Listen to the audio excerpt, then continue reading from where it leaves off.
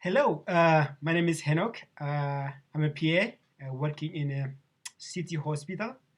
Today we have a patient named Dan. He's 45 and he came to see us today for follow up on the management of his cirrhosis. And he has been our patient the last 3 years. And he has known that his cirrhosis is hepatitis B and alcohol induced. And about 2 weeks ago, he went through endoscopy, and the results showed that he has got the condition called esophageal varices, and I'm gonna go and explain the this condition to him and the offer him the available treatment so that to prevent any further complication. Therefore, you are welcome to join us. Hello, Dan. Welcome. Uh, you came to see us today because you want to find out the result of your endoscopic assessment that we took previously. Is that correct? Okay. I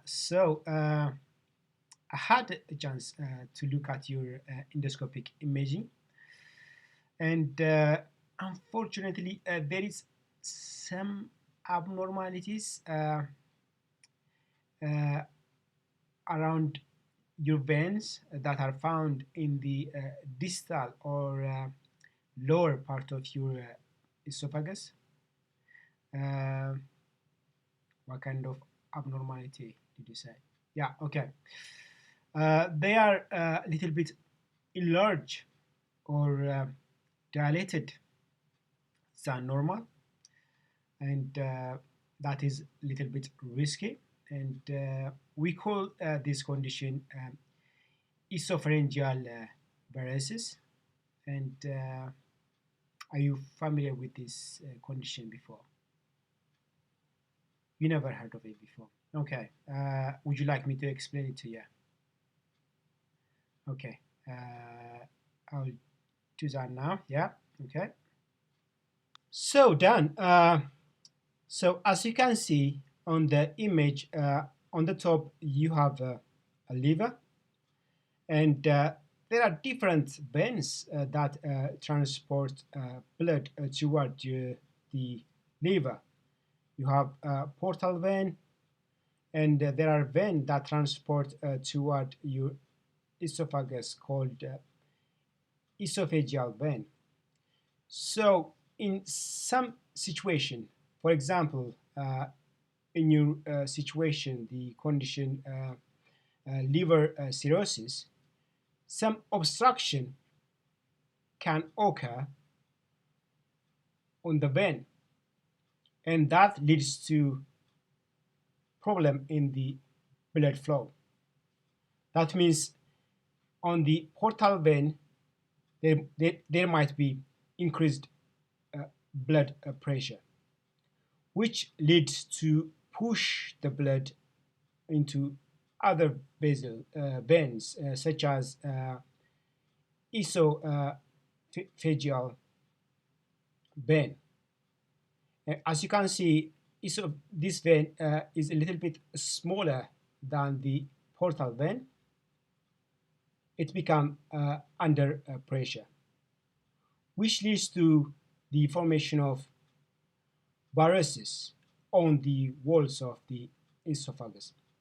Because this condition occurs on the walls of esophagus, we call that esophageal varices. Okay, to give you some perspective, I put some normal image of the esophagus and the image that we found from your endoscopic imaging. So as you can see here, the top, uh, there is no lumps or bumps, or there is no enlarged veins. As you can see, the veins, they are very, very small. But when we see your endoscopic imaging, as you can see, your veins, they are very enlarged or distended, and they are at risk of, you know, rupturing or bleeding. So we need to tackle it early on. If we don't, we might be on emergency situation. I put this image not to scare you, but to give you a perspective what could happen if we don't treat it early on. There are two things that we can do to manage your condition at this stage. The first one is we use IV medication. It's called octreotide.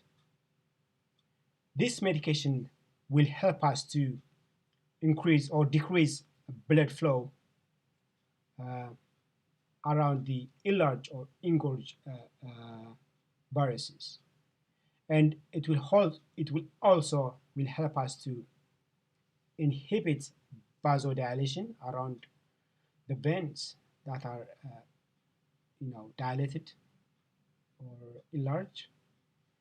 And the other thing we can do is called the endoscopic banding, and this method involves putting rubber band around enlarged or dilated veins.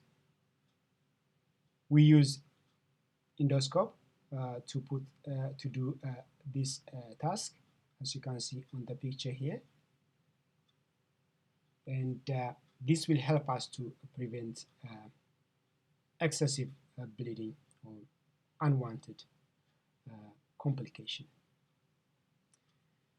Does that make sense, Dan? Do you have any question at all? Okay, Dan. That is all I have to say to you today. And if you don't have any questions, and you go ahead and think about the procedures that we talked about, and you let me know what you think, and we go ahead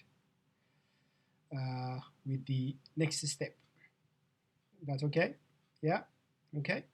And I have a leaflet for you. I'll give it to you, and you can read more about it if you want. And you have a good day. Yeah? Okay. Take care.